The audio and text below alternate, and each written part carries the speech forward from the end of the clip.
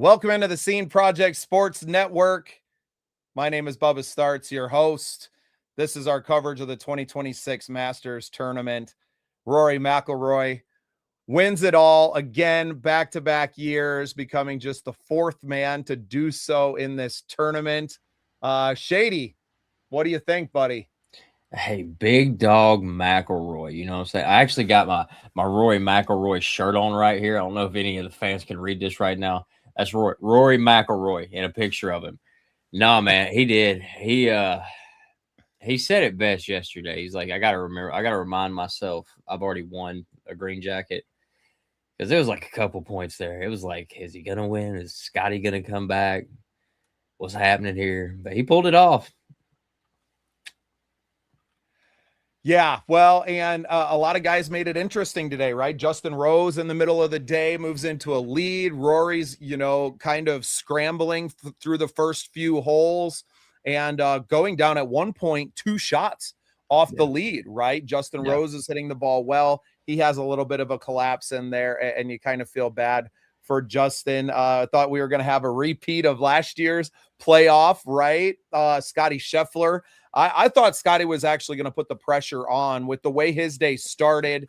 And you thought he would catch a few more birdies down the stretch. But on this course, they're just not easy to come by. It was rolling hot, and Cam Young came out really hot. Like initially, I thought Cam Young might actually win the thing. But Justin Rose was playing, and I was watching him. I think Justin Rose was injured.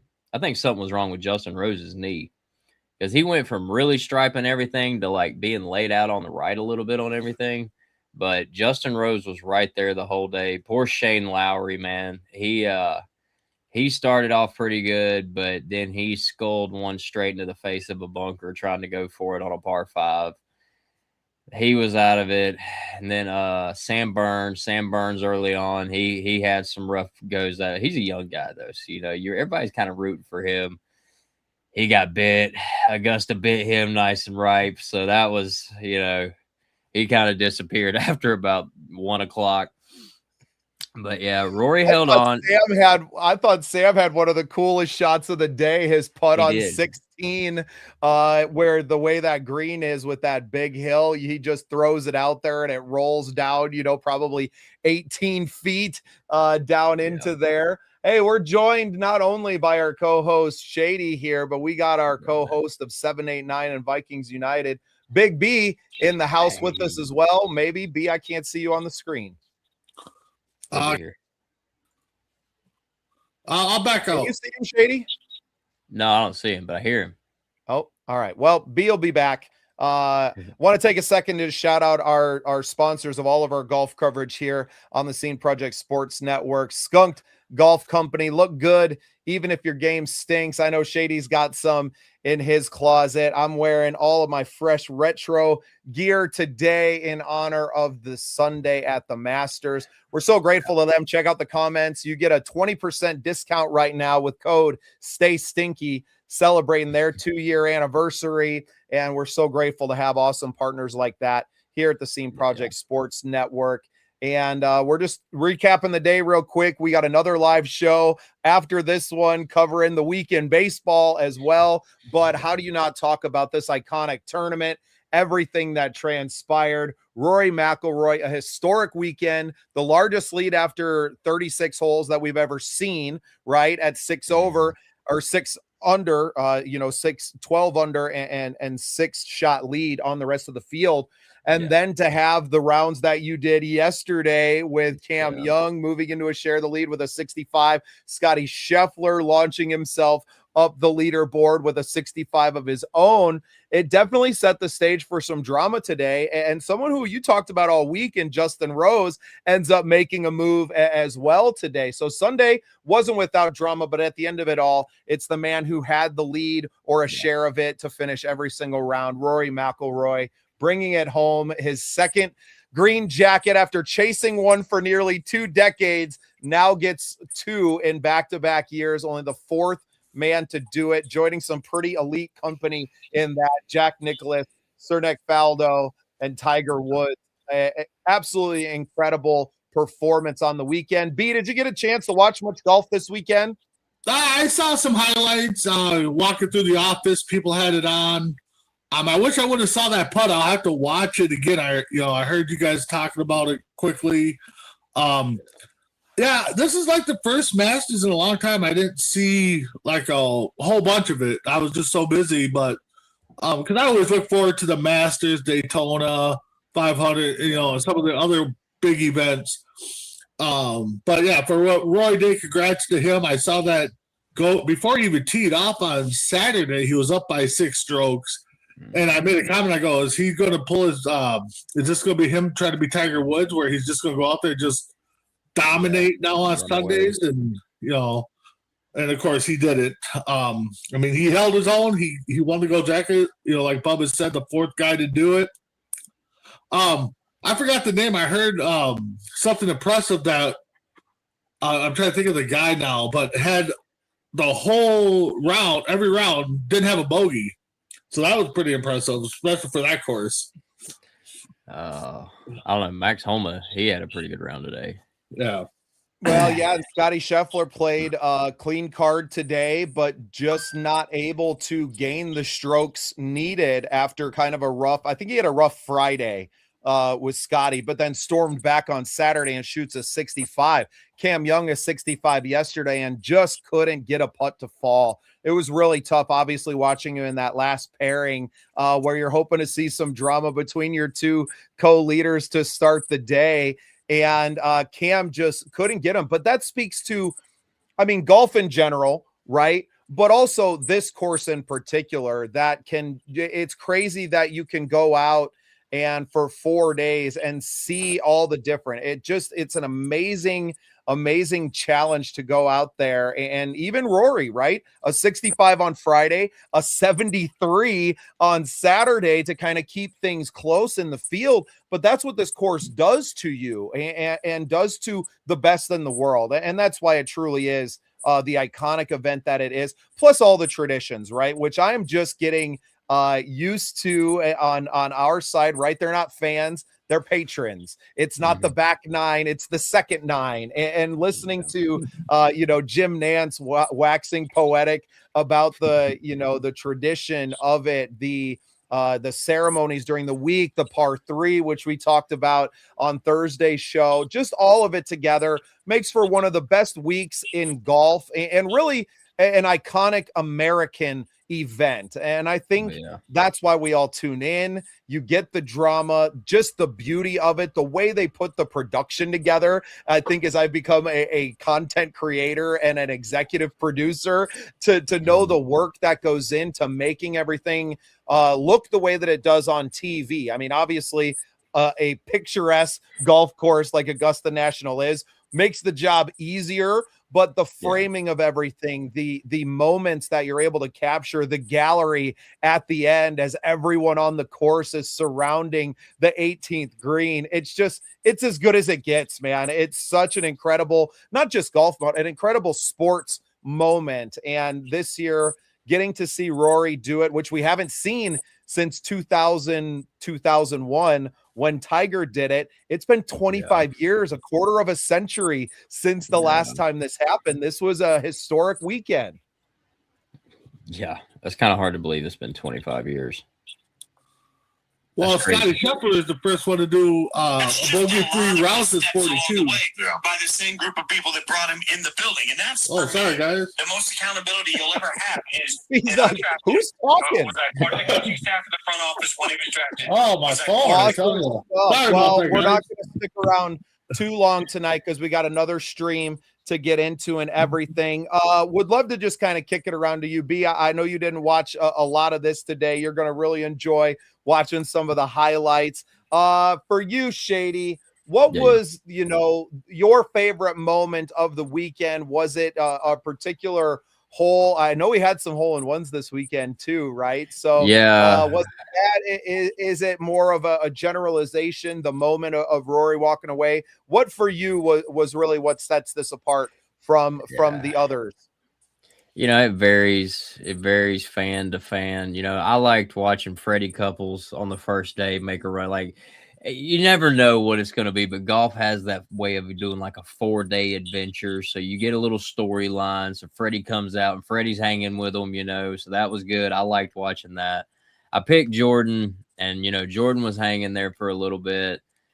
But, Shane Lowry's hole-in-one. I'm thinking about the first couple balls that started rolling into the creek. You start, understand, all right, the heat's really hitting, because being in the South, I get to feel the heat because they're not that far from me.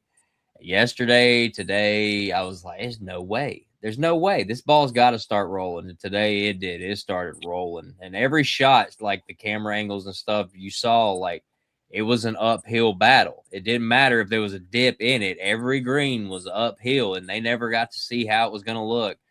Rory was always off the green. Cam was off the green. Somebody was off the green. It was real cautious today. So it's fun golf. It's good stuff. Making them look human, at least. It felt like the wind definitely played a factor today yeah. more than Thursday through Saturday. And it didn't start that way. I think you saw a lot of guys playing very well. And then about 1 o'clock local time there, it felt like the wind kind of picked up. Guys started flying the ball over the greens, and the club that was working all week is now a little long or coming up a little bit short. So yeah, it was interesting to watch, and you talked about it. The greens got fast, the ball was rolling, and you didn't have. I felt like the last 2 days there was a change in the afternoon where the ball started to actually slow down a little bit, and you didn't have that today. It was rolling out, and as it got drier and a little bit firmer there, I think you noticed that more on the approaches as they were coming in, that they were just hitting and bouncing off today. Nothing was really sticking on the green. No, yeah, I agree. Yeah, the pin guy, shout out to the pin guy, whoever set the holes today. You're a madman. Well, I just saw the highlight of that putt on 16. How far of a putt was that? Sam Burns's? Yeah.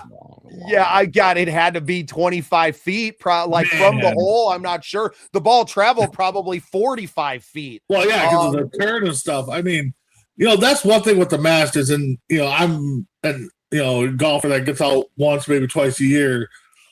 But just to watch them, had the putt like that to turn at the right moment or get the backspin on a drive. I mean, I'm just amazed. And we've heard that many years in the Masters that the winds change, the weather changes, the greens change throughout the tournament itself or round to round. So those guys have to be on their toes to find out what works, what doesn't work. Like Bubba said, that 7-iron was working all round, and now you get to the final round and you can't get it to work to save your life. So that's one thing with the Masters, the unpredictability. Mm-hmm. Well, and it comes down to the course design of this one, especially because if you're not playing from your spot, and even if you hit it in the fairway, sometimes if you come out 20 yards short, you may be hitting over a pine tree, right? Or having to lay up. And that's what makes this tournament and everything about it so incredibly difficult. It's tight windows. It does not favor mistakes. Obviously, you get off into that pine straw, anything can happen, so it's just really incredible. And I think that's what makes it even more unbelievable with Rory doing it back-to-back years after chasing it for so long. But also, he's been playing golf there for several weeks, right? Yeah. Practice round with his dad there last Sunday and being around the course and feeling that. And maybe that's a little bit, I don't want to call it an unfair advantage because most of these guys could do the same. But for someone like Rory, who doesn't have to play in every tournament, right? He's not, and Shady, we talked about the financial aspects of it, of being a PGA Tour player on Thursday, but that advantage of not having to play in a tournament the week before or every single week, that you have time to get on this course and to really hone in on everything, to be able to play balls and play those practice rounds, I think definitely served him well. You could tell early on. And then it just comes down to grit fighting through it, even down to 18. He shanks one hard out into the trees. He gets, I think, a little bit lucky on the lie. It didn't seem to get buried in anywhere, and he had a clear shot to the green. But then he puts that ball into the bunker. So a ton of adversity on that. A lot of guys fold under the pressure of that. And even knowing that he only needs a 5 to win, you get stuck in that. I mean, you can't even see out of that bunker there on that left-hand side of the green, right? Like, that's it what I'm is telling you, man. 12 feet deep. You got to get it up and over the lip, and just really incredible to watch him finish it out, and then to roll that ball, within a few inches, get a chance to mark it. Although I was a little disappointed he didn't knock the one down for par, because I had him picked at 13 under for the win on some pools and some contests that we had entered in. He just missed it. I think it's even better because then you have Cam finish in front of him. He gets to be the last one to put one into the cup for the tournament, and to celebrate that moment, and to just to own it for himself, right? To where you're not kind of waiting for someone else to finish and then have the opportunity to celebrate. So really awesome to watch it. Tuning in and out all weekend for myself. We're watching some. Love the production of the Masters, though, from their coverage on Paramount, and then on Amazon Prime to start the week, then moving to Paramount and Paramount Plus, then obviously on CBS today for the final round. But you could watch everything on masters.com.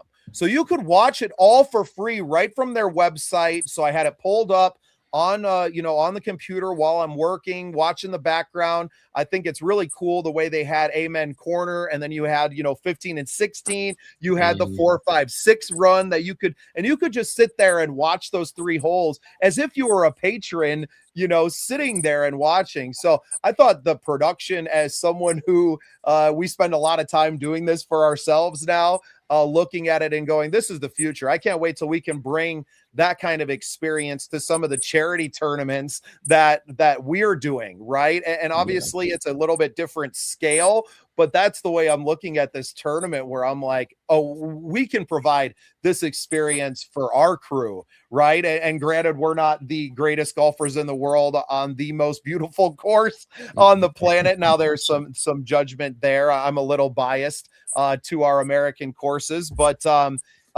really just opened my mind to what's possible for our network moving into the future. Probably not something we pull off before the Skunked Classic on June 27th, but Corner at the I Skunk. definitely have in my mind. Oh, 100%. The 2 dream jobs ever would be cameraman of Amen Corner. What a week. Guys in the shade all week. Either that or you change the score at the scoreboard of Fenway. I mean, it's got to be those 2 jobs, right? Or Wrigley, either one. Right. I was going to say, or Wrigley on that list. And we're going to save more baseball talk, some drama out in Wrigley Field today. We got some things to talk about on 7, 8, 9, but we got a few minutes left here before we shut down the golf stream. Same network. You guys can stick around. We're going to be relaunching with our baseball show 7, 8, 9, but it just felt necessary to come back in and to launch our new golf show, the Scratch Project, with a recap of every round here of the Masters tournament. I don't know that we'll do every tournament, but it definitely feels like something we can do for the majors at the very least, and to bring a little bit of coverage for our sports fans out there, our golf fans, especially on the network. So make sure you give us a subscribe on here, follow the channel. We got a ton of great coverage coming, not just of the major and the the pros, but also we're going to have a lot of our own golf games going out there. Shady Grady has his own channel, Shady Golf, where he's putting out some really incredible stuff. Big B's going to join me at some point on the course. We're going to make sure we get together somewhere and film some content. We're a lot closer to a Bob Does Sports or a Pods Plays Golf than what you saw at the Masters today. Shout out to our buddy Alex, Pods Plays Golf, recent guest on the network as well. Rory roars indeed. Alex, I thought it was incredible watching him. I had him picked before the tournament. I just thought he was coming in confident and poised, I think is maybe the perfect word, that he knew what he was wanting to do. He knew what opportunity he had out there to go and become just the fourth person ever to win back-to-back. And, now next year setting him up for a chance to be the only one to win 3 in a row, I think. So a three-peat has got to be on his mind. I would assume probably not right now, but maybe a week from now. And it's really incredible. What a weekend of golf. Oh, 100% agree. Wouldn't that be the stage, though, for Rory, a non-American, to hold like the title at Augusta? You know what I'm saying? That sets the stage for the next generation. Well, and the thing is he won back-to-back. We're talking that, he has a chance to go for the three-peat. But it's one of those – golf is one of those things where they don't – we all think that so-and-so's going to be the favorite, but the Masters seems like the favorite is who's ever playing the best going into that tournament. It's not always the number one guy, but no. Well, and I think that's kind of evidenced by the fact that the Players Championship was the week before, and the last two until this year when Rory repeats, the last two who had won the Players Championship had also come in and won the Masters. And golf is just like that. It's streaky. That's why Scottie Scheffler, the year that he had a few years ago where he was winning every tournament, right? Yeah. And just everything seems to be working. The body feels right. You're seeing the greens. And I think a lot of it comes down to that short game. Because if it was all just about hitting the ball far, guys like John Rahm and Bryson DeChambeau would never lose, right? But this game is incredibly humbling, and I feel like it's the way that you play. Rory faced a ton of adversity all weekend. It wasn't just like it was perfect rounds. It was when he got into trouble, though, that he was able to bear down and to do it. And case in point, on 17 on Friday, when he shoots the 65, he puts it into the woods on the left, plays a safe shot out to essentially the same spot that he kind of played from today on 17, but then ends up holing it out. And you turn that, that potential problem into a positive. And it's really in how you recover in this tournament and on that course, especially. It was incredible to watch all weekend, all week long. He was just playing immaculate golf and really dealing with the adversity of going from a 6-shot lead to a share of the lead on Saturday, and how you have to get on and how you have to play. And Pods, we're going to do more of this, man. We're going to get you on with our coverage next major. I got to check the schedule. We'll get the link out to you for sure. I'll make sure we get you pumped in here. Really appreciate you tuning in today. We got to shut this one links, down so Alex. we can go talk some baseball. And so Pods, for those of you that don't know, Pods is another YouTuber out here with his golf show. We're going to all get together and play some rounds, Alex. I'm really looking forward to our future together. He's all the way out in Cali, Shady, so we're going to have to get your ass on a plane. Gotta get my passport. We'll be there. We'll be there, buddy. It's not out of the country. It's just California. We don't know who's asking, but I'll be there.